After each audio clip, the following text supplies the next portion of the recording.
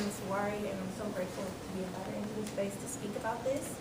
I was organizing nationally around voting rights in 2018 and 19, and moved back to Michigan for this cause when I got a call from a very close friend of mine from Gus Harrison Correctional Facility who said he saw little flyers on top of the phones that said House Bill 5666 could bring back good time. Someone printed those out, cut those up, and put those on top of the phone, and he called me and let me know. So I want to emphasize that inside organizing has to be very central to this, because that's what brought this to life. That's what brought me back to Michigan to do this work. And so at that time, we didn't see a lot of movement happening in the legislature, but we were really excited that that language had been introduced. And so in 2019, I took it upon myself to put a petition together out of that language. And while sitting in the Church of the Messiah, there were folks that were meeting around this issue in the basement, talking about, in the basement of the church, talking about different states that they thought were important, like retroactivity and things like that being a part of the bill.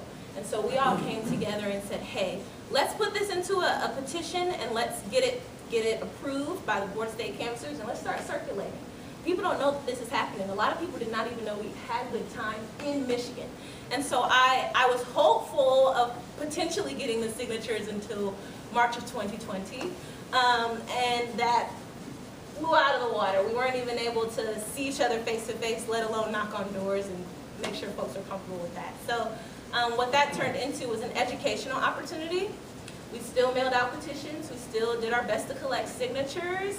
We still did info sessions around it. And so it was a really independent, grassroots-led effort to try to make sure that as many people as possible knew that we don't have good time right now. Not everyone has it, and how we can get it back, whether that be through a petition initiative or a legislative action.